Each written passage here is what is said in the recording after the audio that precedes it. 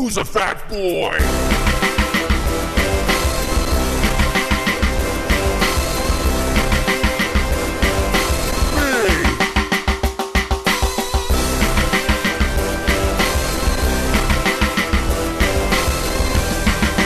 Podcast Fat Boy.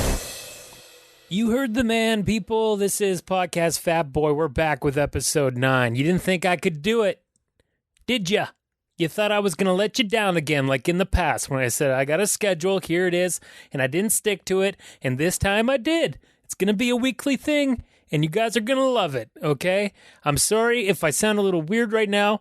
My body is very sore, in a good way. I played hockey last night, and I had to actually play net. I had to be the goalie, and I had such aspirations to continue being a goalie maybe in this league that I can switch off with the regular goalie. I went to Canadian Tire and I bought like road hockey gear and everything. I was all pumped because the last time I played net, I did pretty well.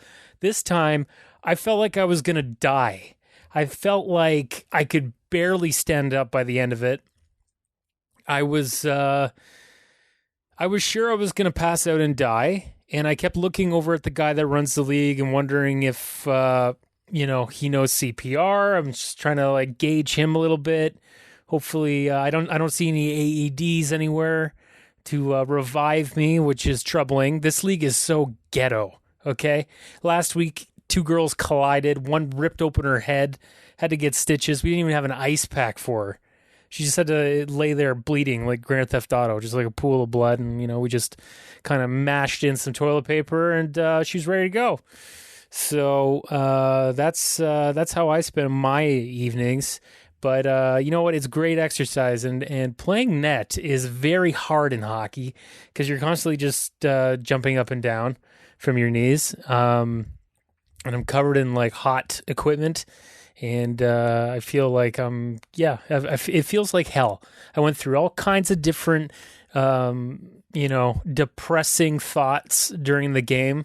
There's parts of me that just wanted to like throw down my shit and be that shitty sore loser I know I am inside and like walk off and leave this team there without a goalie. Because that's the weak part of me, right? I didn't do it. I fought it out. But man, did I want to. I am so tired of beating myself up about this stuff. So I am trying to improve that. I've got a good support at home with my lady, and it does help. But anyway, today, every muscle that, I don't have the courage to work in the gym this hard is sore today. I'm back in my recording studio, aka my bed.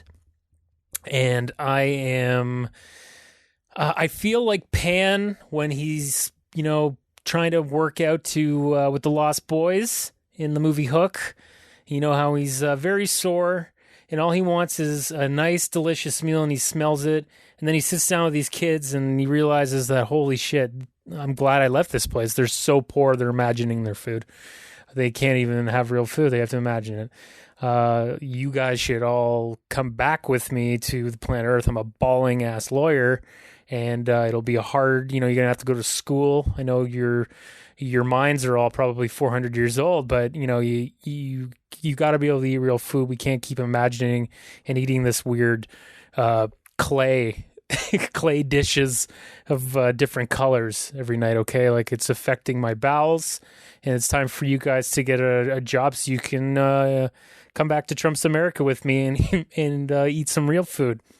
So that's what I feel like. I feel like I'm just a grunting mess from physical exertion. And I'm trying to stretch and, not have to take another week off between exercise. That seems to be what I like to do.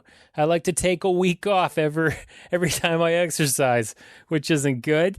But that's just the way it goes for me right now. Maybe if this stops hurting, just if I get a little improvement, then, I'll be able to do 2 days in a row. I am going to try tomorrow, though. I'm going to try and go out and do some exercise. It's just too shitty and cold out, though. It doesn't motivate you to do anything. You know, the SAD disorder, SAD, seasonal affect disorder, I think it's called. I definitely get it in the winter. And I thought that I really liked the darkness. I do like scary movies. Why wouldn't I like the darkness? Because I'm not getting enough vitamin D from the beautiful sun and I feel sad. So you got to fight through that. It's a Canadian winter. You know, I've been through 31 in my life. This is my 32nd Canadian winter. And they're all different. They're all different, folks. They're not the same, you know, and it's changing. We're ruining the planet. So we don't have any snow, really. It's just kind of damp and cold. And that's what we have to deal with now. So hopefully we figured that out in time. And switching on to, I'd just like to say that we are back up on iTunes. Podcast Fat Boy is on iTunes. Please subscribe and rate. You can, by doing that, what'll happen is the new episodes, they'll go right to your phone. They'll go right, you'll be ready to listen. And, you won't have to go on the website or nothing. Also, it's on Stitcher. I don't know who uses Stitcher. I think it's like a horny Android thing. I don't know what it is or who uses it, but that's another platform that it's on. So you can subscribe there too on your app on the phone, or just go to podcastfatboy.com. It'll take you to my website. You can listen there. All the links are on the right side if you'd like to attach to iTunes or Stitcher, okay? And I'd also like to thank my Twitter followers, my Russian robots, okay? Because when I stopped doing this podcast, I know I only had like 50 or 60 followers, and now I've got like almost 80. And that is because of the Russian robots, I call them. They're all weird Russian names. They're obviously not real, but they make up my follower base. So, you know, like they go from, you know, kind of looking like porno ones. And then because I follow so many health Twitter handles, I get, you know, guys like Ardviv Rodzov with a link saying, do you want to grow? Easy way. Follow link. Do you want to increase muscle? Success results. Follow link. Lots of that. I don't know. Why do they always have to be Russian? It's so weird that all these like there's a definite theme to these fake accounts having Russian names, at least, right? And the one thing that I don't like about it is like the ones with the girls that, you know, are naked. The only thing that I worry about is this some kind of trafficking ring or something that, you know, some assholes that have kidnapped women, you know, which happens. Is this what they do? They just create these stupid links and have a picture of somebody.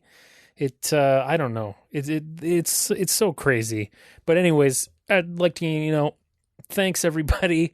If you robots are sentient or, you know, are feeling more, I don't know I don't know like how sophisticated you are, if you're like Terminator 2 or what, but if you could subscribe and listen, that'd be nice. And, you know, maybe pick out some words and you know, bother other people and try to get them to click your links. I'm never going to click these links, guys. I'm sorry, but I appreciate this false number of followers that I have, because that's what you got. That's what you got to do in life. You got to appreciate everyone and all the little things. Okay, let's take a look at my week recap. Oh boy. Okay, so I already talked. I did like 1 day of exercise. Fine. That's pretty good for me. At least I'm exercising. I'm playing hockey. My weight hasn't really changed. Maybe I gained a half a pound, maybe a pound. I think I'm around 227, but that I think it's like a muscle thing too. I don't like, cause I'm not really eating that bad. Although I did kind of slip and have, you know, a bit of a UberEats, Just Eats kind of week. Mainly UberEats. I don't really use Just Eats anymore because it's just so much more convenient. But now I can't use Uber anymore because they're complete assholes. I mean, they've been assholes for a long time, but now with all the shit going on with the Muslim ban, like, you can't use this stuff. Man, they're so evil. Oh, God. Just us chubbies at home that use it. Everybody else that's like has a backbone doesn't use it. So I'm trying not to do that. I'm thinking about deleting my Uber account. Lots of shit's going on. We're going to talk more about stuff like that later. But yeah, it's just been kind of a stressful week. Had to go to a funeral and stuff. Fortunately, like a colleague of mine passed away, Andre Arruda, which was very sad. He's a beloved comedian in the city, and it's just like when shit like this happens, and then everything else going on, it's compounded, I guess. But that's why you gotta exercise and keep your endorphins up and positive and blah blah blah. So I'm trying to do that. So I'm gonna, every week is gonna be different. But yeah, like I'm eating some UberEats sometimes. Unfortunately, I ordered a big shawarma plate from somewhere, and it was amazing. It was so good. But I remember opening it up, and I was like, this is so much food. Like this carton is packed to the gills with food. There's no way I'm going to eat half of it. I ate pretty much all of it. And that's when you have a realization that's like, okay, this is how you stay this weight. When you put this many calories into your body. I probably ate about 2,500 calories in that meal. Who knows? It was so much food. It was crazy. So that's a goal for me. If I could do portion control, and like, even if it's takeout, you just, cut it in half even and just eat that half and then eat the other half the other day. That'd be so much better for your body, because your body just can't handle all that shit at the same time. Like I'm really tempted. When I did personal train, the guy that I started out training with, he has his own company now called Fuel Foods, and they do, they're one of those companies that does pre-made meals, and they're all healthy and stuff and portion controlled. And, I guess the main people that get this kind of service are people downtown by Bay Street, Wall Street, that kind of stuff. You don't want to cook. You want to work, and have everything, all these packages of food in your fridge just full to the tits.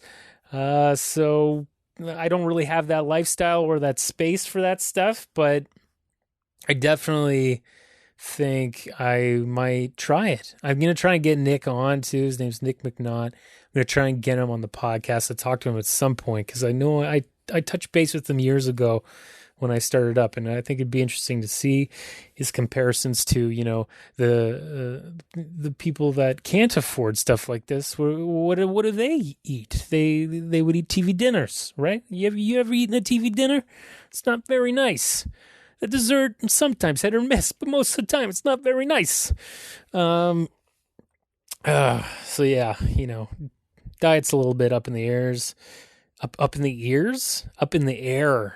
And what was I going to talk about next? I wanted to talk about how, sometimes you think of drastic.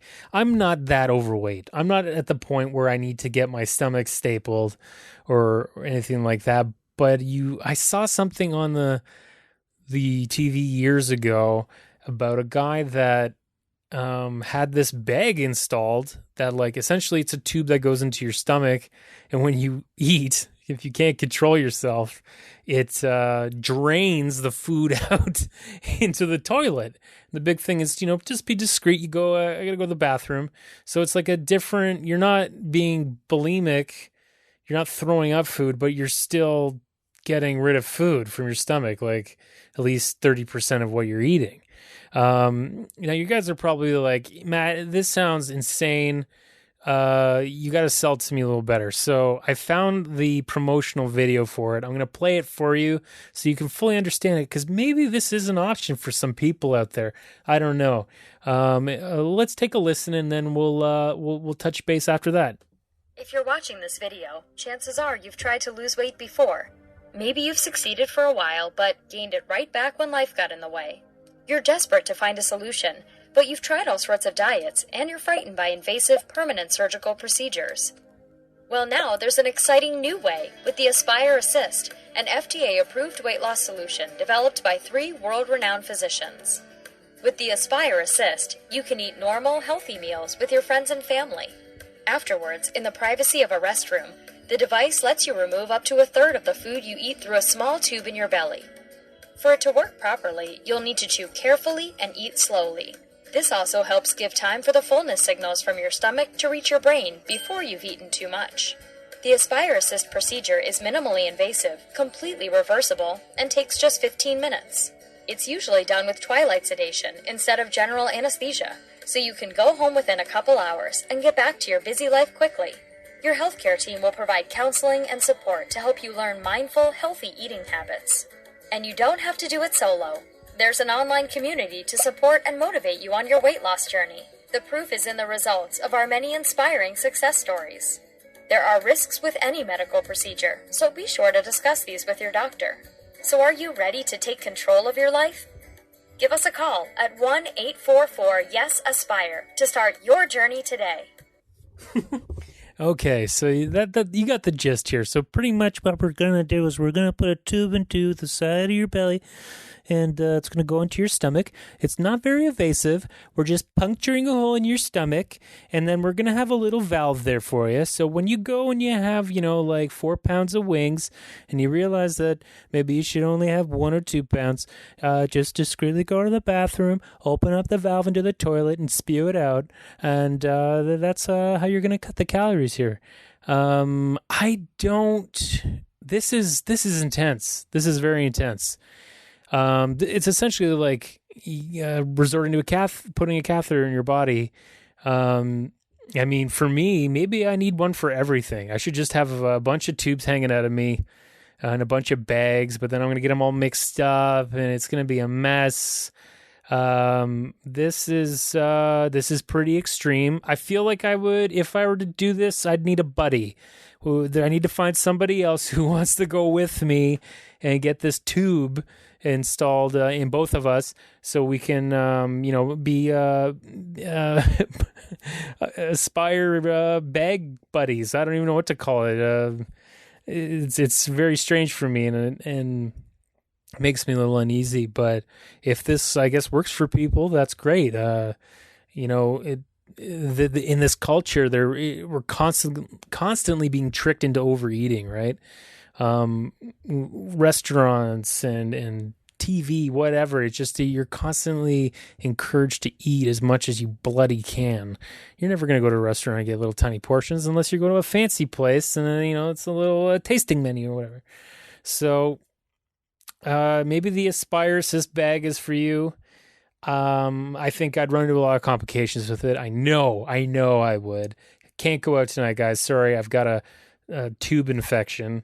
Because I'm sure like that tube's going to get some bacteria and stuff, going to go right to the main line, right to the stomach. And oh man, it's so crazy that what we have to resort to nowadays. But there you go. I was talking to a friend about it. I found it. I didn't make it up or dream it. This apparently is working for some people. So you've heard the ad.